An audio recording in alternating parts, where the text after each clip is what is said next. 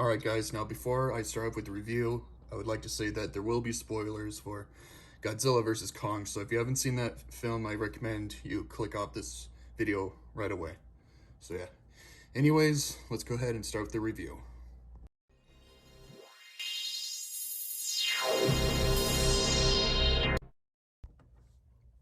Hey, what's going on guys? Marauder here, and today we're going to be taking a look at the Playmates Skullcrawler figure from Godzilla vs. Kong. So anyways, let's go ahead and get started with the review. Now when it comes to detail, this is pretty good. The accuracy is really good, like he's really accurate how he looks in both Kong Skull Island and Godzilla vs. Kong. And judging by the red on his back, I would have to assume this is the one from Godzilla vs. Kong that very briefly fought Mechagodzilla.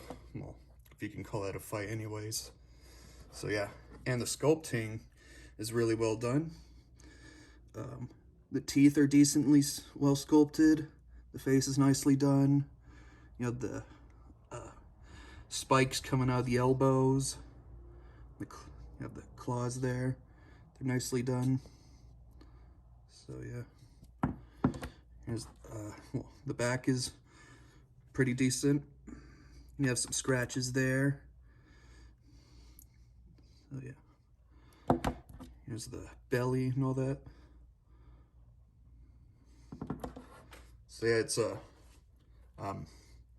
it's like the accuracy is pretty good, and well, not as detailed as MonsterVerse Mechagodzilla. The sculpting on here is still pretty good for the most part. Now into paint job. Well, it's pretty good.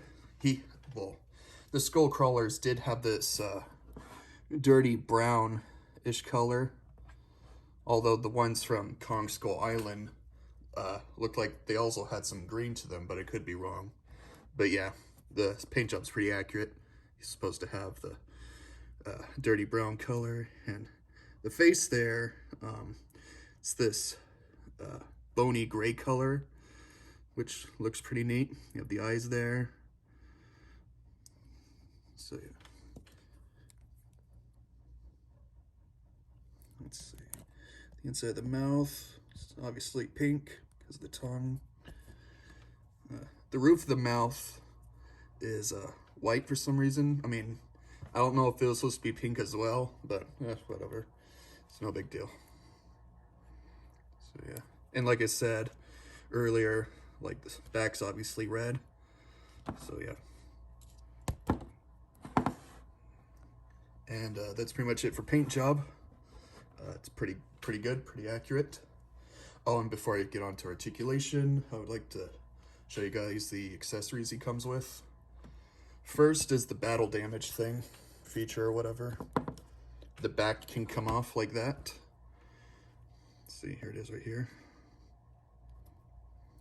So this is what it looks like with the back part off. You can see there's the spine and the rib cage, kind of morbid, or I think it is. I don't know. Like it doesn't bother me at all, but I don't know. Yeah, I'm just surprised they actually added this feature to some of these figures. So yeah, but it's nicely sculpted with the bones and all that on the back, and it has this similar red color to the back. So yeah, that's the first accessory. Here's the second accessory.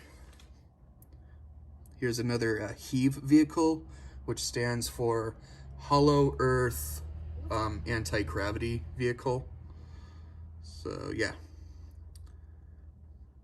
it's pretty cool looking. All right, that's pretty much the accessories.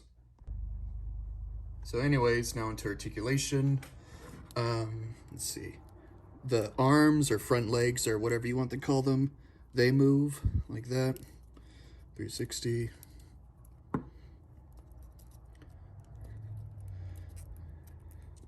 The forearms or whatever you want to call them, they can move as well, like that.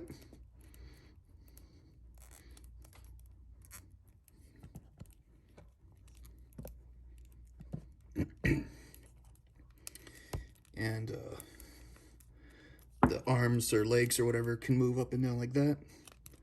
The mouth moves, opens and closes. The neck doesn't really move that much, so I wouldn't really count that. But the tail can move 360, like that. So that's pretty much it for articulation. He has about, let's see, 1, 2, 3, 4, 5 points for articulation. Well, 6, including the mouth. But yeah, that's pretty much it for articulation. Now some quick sizing or whatever. Let's compare him with King Kong, or just Kong as he's called in the legendary films. So yeah, let's see. Well, the one that Kong fought, the big Skullcrawler that Kong fought, when he fought the one in Kong Skull Island, the large one, the Skullcrawler was about this big, I would say. So yeah. But honestly, it doesn't really look that bad in my opinion. But yeah, just to show you how big the Skullcrawler figure is. Alright. And now, Mechagodzilla. I think the Skullcrawler should be smaller, in my opinion. But this on its own is okay, in my opinion. So yeah. Okay. Now onto Rarity. This Skullcrawler here is part of the, well, is a Playmates figure, so I would assume he should be pretty common. If you can't find him at your local store, I, as usual, recommend you get him at Amazon or eBay or whatever. So yeah, that's pretty much it. Overall, he's a pretty good figure. So yeah. And that's pretty much it for this review. Detail is pretty good. Paint job is nice. He has quite a few points for articulation, and for rarity he should be fairly common, so in the end I'd have to give the Skullcrawler a,